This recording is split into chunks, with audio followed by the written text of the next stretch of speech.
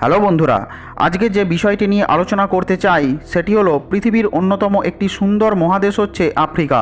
পশু পাখি জঙ্গল সাফারি এই সবের জন্য আমাদের কাছে খুব প্রিয় এই মহাদেশ।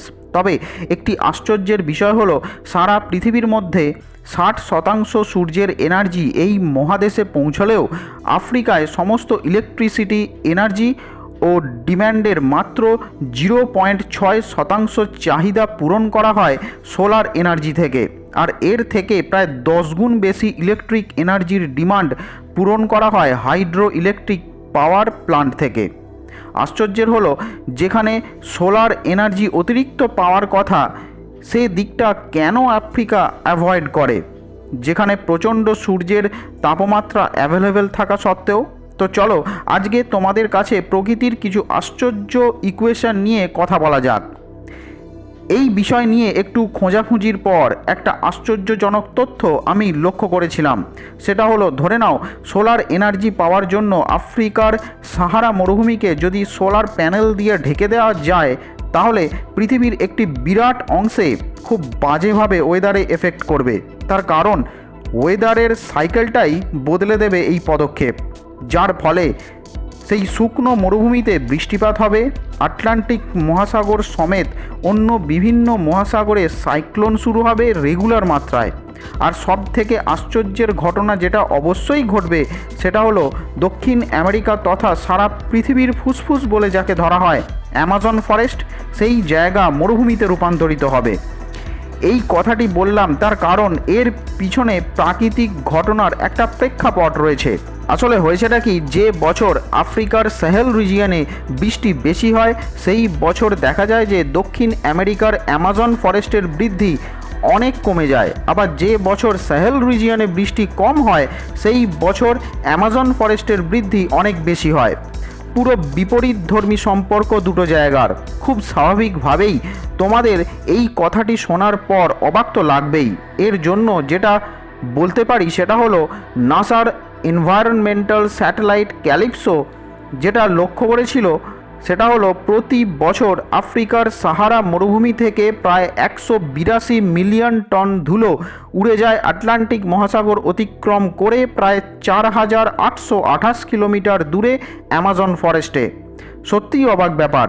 এবং এই ধুলো সেখানে গিয়ে পড়ে সেই জঙ্গল বৃদ্ধির পিছনে বেশ কার্যকরী ভূমিকা নেয়। নাসার লজিক অনুযায়ী এই ধুলোতে প্রচুর পরিমাণে ফসফরাস থাকে, যেটা উদ্ভিদের বৃদ্ধির জন্য এটিপিএস বা অ্যাডিনোসাইন ট্রাইফসফেটস রূপে সোলার এনার্জি ক্যাপচার করে।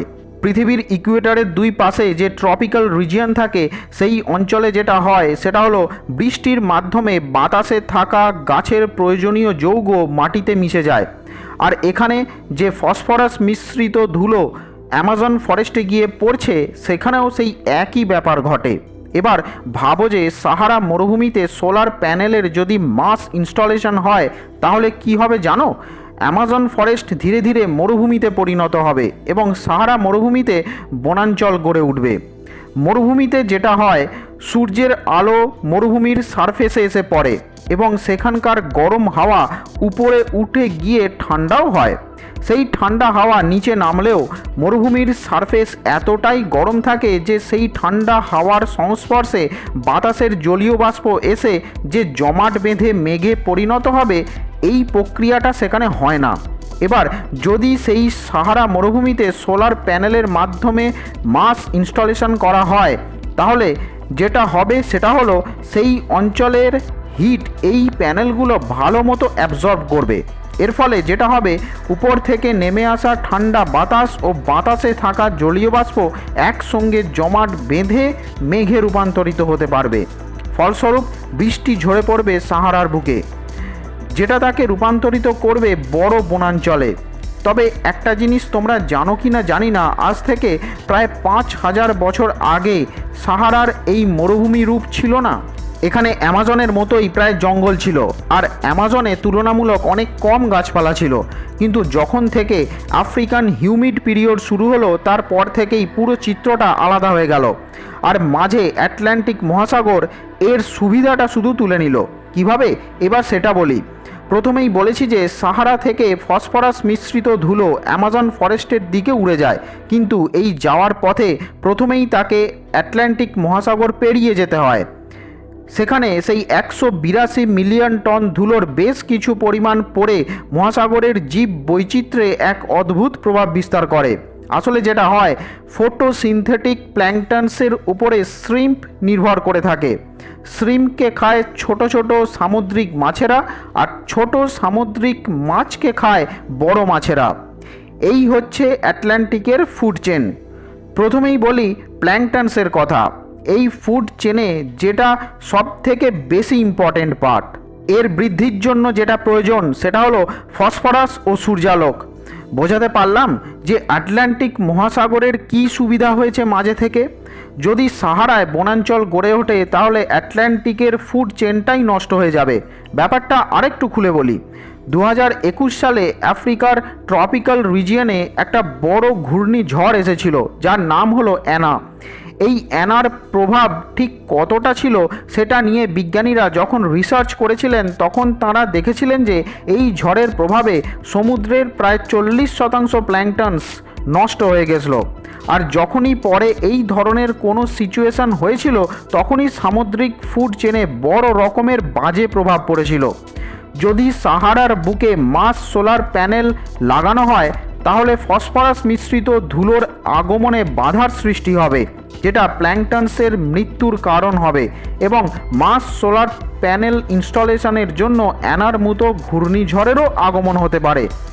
সেটাও আবার প্ল্যাঙ্কটনসের মৃত্যুর কারণ হতে পারে। সোলার প্যানেল লাগানোর জন্য বড় ঝড় আসতে পারে, কথাটা শুনে তোমাদের একটু অবাক লাগতে পারে। আসলে আফ্রিকাতে দুই ধরনের ওয়েদার রয়েছে। সাহারার দিকটা গরম ও নিচের দিকটা ঠান্ডা। তবে আফ্রিকা ইকুয়েটর জোনে পড়ে, তাই গরম ও ঠান্ডা ওয়েদারের মধ্যে একটা সামঞ্জস্য রয়েছে। তা হলেও এই হালকা ওয়েদারের বৈপরীত্যের জন্য ইস্টার্লি উইন্ডস বলে একটা বাতাস বয় আফ্রিকার বুকে। তবে এই বাতাসের জন্য বিরাট বড় ঘূর্ণিঝড় এখানে তৈরি হয় না। এবার সাহারাতে যদি মাস সোলার প্যানেল ইনস্টলেশন হয় তাহলে আফ্রিকার নিচের দিকের ঠান্ডা অংশটিতে বেশি বৃষ্টিপাতের জন্য আরও ঠান্ডা বেশি হবে, যার ফলে আফ্রিকার গরম ও ঠান্ডা পরিবেশের মধ্যে বৈপরীত্য আরও বেড়ে যাবে, যেটা কারণ হবে ঘূর্ণিঝড় তৈরির পিছনের। যার ফল তো তোমরা জানোই, আটলান্টিকের ফুড চেনটাই নষ্ট হয়ে যাওয়া, যেটা সারা পৃথিবীর ওয়েদারে একটা বাজে রকম প্রভাব বিস্তার করবে। সাহারার আয়তন হচ্ছে প্রায় 9.2 মিলিয়ন স্কোয়ার কিলোমিটার এরিয়া। তার মধ্যে মাত্র 1.2% এরিয়াই যথেষ্ট সারা পৃথিবীতে ইলেকট্রিক সাপ্লাইয়ের জন্য। তবে হ্যাঁ, এটা এখনও বাস্তবায়িত করা যায়নি, এটা আলাদা কথা।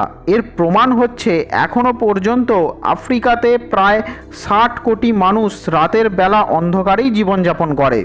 তবে এই বিষয় নিয়ে রিসার্চ চলছে, দেখা যাক ভবিষ্যতে কি হয়। তো এই বিষয় নিয়ে তোমাদের কি মত নিচে কমেন্টে লিখতে ভুলো না। ধন্যবাদ।